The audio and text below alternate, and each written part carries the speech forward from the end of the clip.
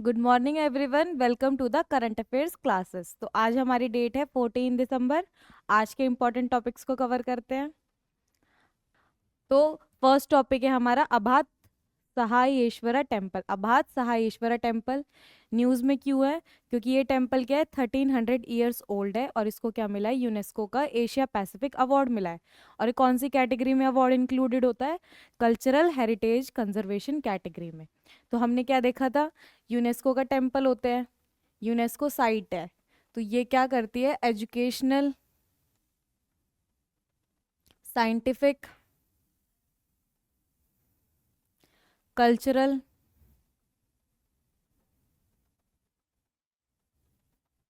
Importance वाली places को क्या करती है, प्रिजर्व करती है।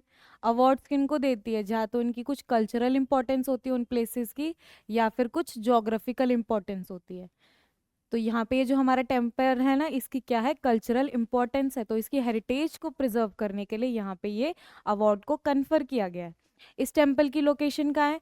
तंजावुर डिस्ट्रिक्ट, तमिलनाडु में ये टेम्पल लाई करता है।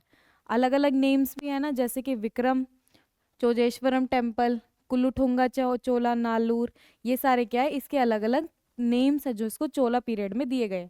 साउथ इंडियन डायनेस्टीज है ना, चोल चेर पांड्यास, हमारी अलग अलग डायनेस्टीज है, तो ये किसके टाइम पे बना है? चोला पीरियड के टाइम पे इस टेम्पल का कंस्ट्रक्शन का काम करवाया गया। तो चोला डायनेस्टीज के कौन से किंग ने इसका काम करवाया है? विक्रम चोला ने, ठीक है। और यहाँ पे क्या है यूनिक फीचर, इसको हिंदू टेम्पल बिल्डर्स के नाम से भी जाना जाता है। मतलब यहाँ पे हिंदुइज्म का रिलीजियस आइडियल्स को क्या है, इम्प्लीमेंट करने के लिए इस टेम्पल का कंस्ट्रक्शन का काम करवाया गया। नेक्स्ट टॉपिक पे चलते हैं। इंडिया मैरीटाइम हेरिटेज कॉन्क्लेव का वो होता है, इनॉग्रेशन होता है, और ये कब हो रहा है हमारा? 14 दिसंबर, 11 से 12 दिसंबर के बीच में इसका क्या था, कॉन्क्लेव का ये वर्क चला था। एडिशन क्या है, मतलब पहली बार ये कॉन्क्लेव का हेल्ड होता है। First India maritime heritage conclave 2024 में इसका हेल्डिंग होती है। मैरीटाइम मतलब जो हमारी कोस्टल एरियाज है ना, कोस्टल एरियाज के वहाँ पे अलग अलग हेरिटेजेस की चीज़ें इंक्लूडेड होती हैं, पोर्ट्स होते हैं, फिशरीज होती हैं। तो इन सभी चीज़ों के हेरिटेज को क्या है, प्रमोशन के लिए हम लोगों ने कॉन्क्लेव का कंक्लूजन करवाया है। This prestigious gathering celebrated India's illustrious maritime legacy. जो इंडिया की मैरीटाइम लीगेसी है ना, हमारे यहाँ पे ओल्डेस्ट वेदा ऋग्वेद के टाइम पे भी मैरीटाइम रूट्स का या मैरीटाइम पोर्ट्स के बारे में मेंशन मिलता है। तो यहाँ पे उसके बारे में हमें क्या, उस लीगेसी को प्रमोट करना है। And its profound contribution to the global trade. अब हम लोग क्या है, मैरीटाइम का यूज़, वाटर का यूज़ करके क्या है, ट्रेड को प्रमोट कर सकते हैं। तो ग्लोबल ट्रेड को यहाँ पे प्रमोशन मिलेगा। कल्चर्स, अलग अलग फिशरमैन होते हैं, उनके अलग ट्रेडिशंस होते हैं। इनोवेशन, हम लोग क्या है, ट्रेड्स में, पोर्ट्स में क्या इनोवेशन प्रैक्टिसेस को इंक्लूड कर सकते हैं। सॉल्ट मेकिंग हो जाता है, पर्ल प्रोडक्शन होता है। Bringing together ministries, experts and designated from around the world. मतलब इंडिया के तो पीपल इंक्लूडेड हैं ही, लेकिन इंडिया के आउटर में भी कुछ क्या है, डिग्नेटरीज हैं, मिनिस्ट्रीज आ जाती हैं, इंस्टीट्यूशंस है, ऑर्गेनाइजेशन है जो क्या है, रिस्पॉन्सिबल है। तो उन सबको हमें क्या करवाना है, मिलाना है, टुगेदर लेके आना है और बेटरमेंट के लिए वर्क करने हैं। थीम क्या है? Towards understanding India's position in global maritime history. तो मतलब इंडिया की पूरी एक मैरीटाइम हिस्ट्री रही है ना, मतलब हमारे यहाँ पे हड़प्पन सिविलाइजेशन के टाइम पे भी ट्रेड होता था। उसके बाद जनपद आए, गुप्ताज आए, अलग अलग डायनेस्टीज आई, तो उनके टाइम पे भी जो हमारे यहाँ पे ट्रेड होता है, हमारे यहाँ पे मैरीटाइम हिस्ट्री है, उसको हम लोग कैसे सेलिब्रेट करेंगे, उसका ग्लोबल लेवल में कैसा कॉन्ट्रीब्यूशन आया है। हमारे यहाँ पे कितने किलोमीटर की कोस्ट लाइन है? 7500 किलोमीटर की कोस्ट लाइन है। टोटल 13 मेजर पोर्ट्स है, मतलब इंपॉर्टेंट पोर्ट सेंटर्स हैं, और 200 नॉन मेजर पोर्ट्स हैं। तो इतने ज़्यादा हमारे पास क्या है, रिसोर्सेज है, अवेलेबल है। कौन से मिनिस्ट्री रिस्पॉन्सिबल है? Ministry of ports, shipping and waterways हमारे यहाँ से रिलेटेड है। और यहाँ पे क्या है, इन्हीं मिनिस्ट्री ने क्या करवाया, डेवलपमेंट करवाया है एक नेशनल मैरीटाइम हेरिटेज कॉम्प्लेक्स का। नेशनल मैरीटाइम हेरिटेज कॉम्प्लेक्स का क्या करवाया, इन्होंने स्टार्टिंग करवाई है, और ये कहाँ पे पड़ता है, हमारे लोथल में। तो ये जो कॉम्प्लेक्स है, हेरिटेज कॉम्प्लेक्स, इसका एस्टेब्लिशमेंट कहाँ पे होगा, लोथल में। नेक्स्ट टॉपिक की तरफ चलते हैं। National energy conservation day. तो हमारा नेशनल एनर्जी कंजर्वेशन डे कब सेलिब्रेट होता है? 14 दिसंबर को। अब हमारी एनर्जी भी दो तरह की होती है ना, एक रिन्यूएबल और दूसरी नॉन रिन्यूएबल। क्या क्या एग्जाम्पल्स है रिन्यूएबल और नॉन रिन्यूएबल के, कमेंट करके बताना, ठीक है। तो यहाँ पे एनर्जी कंजर्वेशन डे को कब डेडिकेट किया गया है? 14 दिसंबर को। और इसका इंट्रोडक्शन कब हुआ था? 1991 में। और जो हमारी ऑर्गेनाइजेशन है जो क्या है रिस्पॉन्सिबल है, कौन सी है? Bureau of energy efficiency, ministry of power के अंडर आती है। और यहाँ पे क्या है, नेशंस की कमिटमेंट, जो हमारे यहाँ पे रिस्पॉन्सिबिलिटीज़ ली है कि हमारे पास जो नेचुरल रिसोर्सेज हैं और जो हमारे पास एनर्जी के सोर्सेज हैं उसको हम लोग एफिशिएंट वे में यूज़ करेंगे और ऑल्टरनेटिव मेथड्स की तरफ स्विच करेंगे, सस्टेनेबल मेथड्स की तरफ स्विच करेंगे। तो यहाँ पे उन्हीं को हम लोग क्या है, कमिटमेंट्स को फॉलो करने की ट्राई करेंगे। A showstopper of the National Energy Conservation Day celebration is the prestigious National Energy Conservation Award। मतलब अब यहाँ पे नेशनल एनर्जी कंजर्वेशन अवार्ड्स को भी क्या है, प्रोवाइड किया जाएगा। और ये किसने स्टार्ट किया है? वापस से ब्यूरो ऑफ एनर्जी एफिशिएंसी, इन्होंने इसको स्टार्ट किया है। और ये अवार्ड्स किन किन बेसिस पे दिए जाएंगे? उन इंडस्ट्रीज को प्रोवाइड होंगे, उन इंस्टीट्यूशंस को प्रोवाइड करेंगे जो क्या है एनवायरनमेंट कंजर्वेशन के लिए एफर्ट्स लगा रही है। साथ में establishment that have significant reduced energy consumption, मतलब उन सभी इंस्टीट्यूशंस को भी अवार्ड मिलेगा जिन्होंने क्या है अपनी एनर्जी कंजप्शन को रिड्यूस किया है, एफिशिएंसी को इम्प्रूव किया है और साथ में मेंटेन किया है या फिर सुधारा है उनकी ऑपरेशनल एफिशिएंसी। एफिशिएंसी का मतलब जब हम लोग कम इनपुट में ज़्यादा आउटपुट रिसीव करते हैं, ठीक है। नेक्स्ट टॉपिक आता है हमारा जल जीवन mission, empowering women in rural areas. यहाँ पे ये किसने मेंशन किया इस स्कीम के बारे में? प्राइम मिनिस्टर नरेंद्र मोदी जी ने इसका मेंशन किया है। तो जल जीवन मिशन स्कीम है, वो अब तो इंट्रोड्यूस नहीं हुई है ना, बहुत पहले इंट्रोड्यूस हुई थी, लेकिन उसका मेंशन अभी यहाँ पे प्राइम मिनिस्टर नरेंद्र मोदी जी ने किया है, इसलिए हमारा करंट अफेयर्स का टॉपिक बन गया। तो यहाँ पे एक रिपोर्ट पेश किया किसने? एसबीआई ने। वहाँ पे उस रिपोर्ट में क्या मेंशन किया है कि टोटल ऑलमोस्ट 9 करोड़ वुमेन्स है ना, अब उनको क्या है आउटसाइड से, घर के आउटसाइड से वाटर को फेच नहीं करना पड़ता। और ये इनिशिएटिव किसके अंडर था? जल जीवन मिशन हर घर जल इनिशिएटिव के अंडर ये अचीवमेंट हासिल हुई है।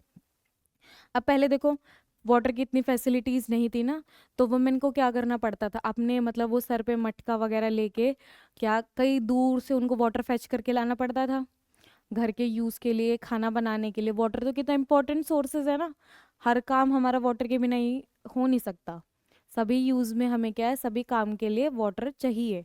तो अब फैसिलिटी नहीं है तो वुमेन्स को कितने कितने दूर से और कितना कितना वेट लोड करके पानी लाना पड़ता था।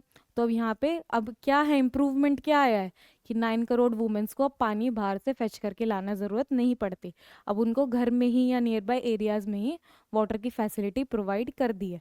नोडल मिनिस्ट्री कौन है? मिनिस्ट्री ऑफ जल शक्ति, यहाँ पे हमारी मिनिस्ट्री कंसर्न्ड है। टाइप ऑफ द स्कीम क्या है? सेंट्रली स्पॉन्सर्ड स्कीम्स है। तो अब जो हमारी सेंट्रल गवर्नमेंट किसी स्कीम का इनॉग्रेशन करती है ना, तो वो 2 टाइप्स की होती है, एक होती है सेंट्रल सेक्टर स्कीम और एक होती है centre sponsored scheme. Centre sector scheme और एक होती है सेंट्रली स्पॉन्सर्ड स्कीम।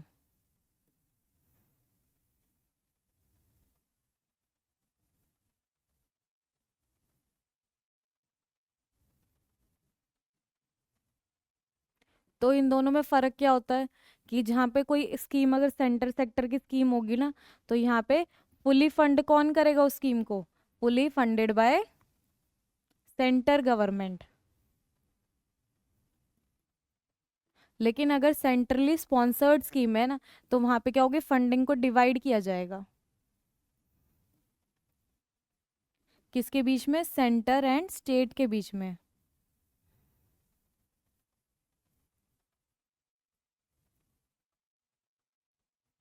जैसे हमने एक स्कीम के मेंशन में देखा था ना, 60% गवर्नमेंट फंड को शेयर करेगी और 40% खर्चा कौन करेगी? State government. लेकिन हिली नॉर्थ ईस्ट एरियाज में क्या हो जाता है? 90-10। और यूनियन टेरिटरीज विदाउट लेजिस्लेचर में होल 100% ही गवर्नमेंट खर्चा करेगी, ठीक है। ऑब्जेक्टिव क्या है? एवरी रूरल हाउस होल्ड को क्या है, एक्सेस होना चाहिए सेफ वाटर का, रिलायबल टैप वाटर का, और 2024 तक हम इस अचीवमेंट को हासिल करेंगे। मतलब वाटर तो मिलना चाहिए, लेकिन वो वाटर का कैसा होना चाहिए, सेफ होना चाहिए, रिलायबल होना चाहिए, प्योर होना चाहिए। ठीक है, गोल क्या है, वॉश एंड लाइटेड विलेज को हमें क्या है डेवलप करना है, जहाँ पे लोकल कम्युनिटीज क्या कर पाए, लॉन्ग टर्म को उनको वाटर सप्लाई का इंश्योरेंस मिल पाए। ये नहीं है कि सिर्फ एक साल में 1 मंथ का ही एक्सेसिबल हो रहा है, 1 मंथ मतलब पूरे एक ईयर में एक अच्छे टाइम पीरियड के लिए उनको एक्सेसिबल होना चाहिए क्या, सेफ वाटर। सैनिटेशन सर्विसेज में भी उनको यूज कर पाए। अब वाटर नहीं होगा तो आप लोगों का सैनिटेशन मेंटेन हो पाएगा क्या, नहीं हो पाता ना। और जब सैनिटेशन अच्छा नहीं होगा तो डिजीजेस का स्प्रेड बढ़ जाता है। फोकस ऑन चिल्ड्रन, चिल्ड्रंस पे हमें क्या है फोकस करना है। Pipe water supply in schools, मतलब स्कूल्स में भी तो वाटर की जरूरत पड़ती है, स्कूल्स में, आंगनवाड़ी सेंटर्स में और हमारे आश्रम्स में हो जाती है ना, ये सभी जगह पे हमें क्या करवाना है, अपने वाटर सप्लाई को प्रोवाइड करवाना है। की कंपोनेंट्स क्या है, वाटर क्वालिटी को मेंटेन करें, अच्छी क्वालिटी ऑफ वाटर हमें मिलना चाहिए क्वांटिटी के साथ साथ। बॉटम अप प्लानिंग मतलब ग्राउंड लेवल से अपर लेवल तक हमें क्या है इस इनिशिएटिव की डायरेक्शन को लेके जाना है। सोर्स सस्टेनेबिलिटी, मतलब जिस सोर्स से आ रहा है वो सोर्स क्या होना चाहिए, सस्टेनेबल होना चाहिए। ग्रे वाटर मैनेजमेंट, मतलब जो हमारा यहाँ पे यूज्ड वाटर होता है, इंडस्ट्रियल का वाटर होता है या फिर सीपेज वाटर्स होते हैं, इनको अच्छे से मैनेज भी करें, ताकि ये ओपन में जो बारिश के टाइम पे सीवेज वगैरह भर जाते हैं ना, ये सारा सिस्टम नहीं देखने को मिले। तो मैनेजमेंट भी अच्छा होना चाहिए, स्किल डेवलपमेंट इम्प्रूव हो और एम्प्लॉयमेंट मिले। अगर वाटर मैनेजमेंट सेंटर्स होंगे, प्योरिफिकेशन सेंटर्स होंगे, तो वहाँ पे एम्प्लॉयमेंट जनरेशन भी होगा ना। लास्ट टॉपिक है हमारा, PM Modi chairs fourth national conference of chief secretaries, मतलब चीफ सेक्रेटरीज के बीच में क्या है कॉन्फ्रेंस हुई है, कौन सा एडिशन है, फोर्थ एडिशन है। और यहाँ पे इसके हेडिंग कौन करी, किसने चेयर कौन करा, किसने चेयर किया, पीएम मोदी ने चेयर किया है। कौन सी डेट है, 14 दिसंबर 2024 डेट को ये क्या है कॉन्फ्रेंस हेल्ड हुई है। यहाँ पे एडिशन हमें पता चल गया फोर्थ, कौन सी जगह पे हुई है, न्यू दिल्ली में हुई है। यहाँ पे कॉन्फ्रेंस में क्या एम है कि हम लोग क्या करेंगे, स्ट्रेंथन करेंगे partnership between the centre and state government. अब हमारी कंट्री क्या है, क्वासी फेडरल मोड पे, क्वासी फेडरल जो उसका टाइप है ना कंट्री का, तो वहाँ पे हमें क्या है कॉपरेशन बिल्ड करना चाहिए स्टेट के बीच में, सेंटर के बीच में। दोनों के बीच में ही अगर डिफरेंसेस होंगे तो वहाँ पे रहने वाली पॉपुलेशन को सफ़र करना पड़ेगा, लेकिन अगर दोनों ही आपस में कोऑर्डिनेट करके वर्क करेगी तो स्टेट की वेलफेयर के लिए काम हो सकता है। तो हमें उनके बीच में कोऑर्डिनेशन बिल्ड करना है। साथ में फोकस किस पे करना चाहिए, कोऑपरेटिव फेडरलिज्म, जो हमारे यहाँ पे इंडिया में फेडरलिज्म का मेथड है, उसमें कॉपरेशन बिल्ड करने की ज़रूरत है। साथ में बेटर कोऑर्डिनेशन लेके आना है, अचीव फास्टर ग्रोथ। सेंटर के एफर्ट्स के बाद और स्टेट गवर्नमेंट को एफर्ट्स मिला के क्या करना है, हमारे स्टेट्स को ग्रोथ के लेवल पे लेके जाना है, स्टेट्स में डेवलपमेंट करवानी है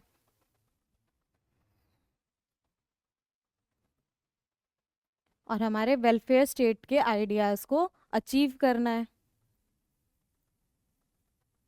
और ये पॉसिबल कब होगा, जब दोनों ही आपस में कोऑर्डिनेट करेंगे, कोऑपरेट करेंगी। ठीक है, थीम क्या है इस कॉन्फ्रेंस की, promoting entrepreneurship, employment and skilling, leveraging the demographic dividend, मतलब हमारे पास जो एक एम्प्लॉयमेंट अपॉर्चुनिटी क्रिएट हुई है ना, डेमोग्राफिक डिविडेंड, जहाँ पे हमारी मेजोरिटी ऑफ पॉपुलेशन क्या है, वर्किंग एज में आई है, तो उस डेमोग्राफिक डिविडेंड का हमें क्या है फ़ायदा उठाना है। ठीक है, और हमें क्या है अपने आप को फ्यूचर के लिए बिल्ड करना है, तैयार करना है। यही थे हमारे आज की क्लासेस में इंपॉर्टेंट करंट अफेयर्स। और वीडियोस के लिए आप चैनल को सब्सक्राइब कर सकते हैं, नोटिफिकेशन के लिए बेल आइकन को दबाएं और अपने व्यूज़ को नीचे कमेंट सेक्शन में शेयर कर सकते हैं। Thank you.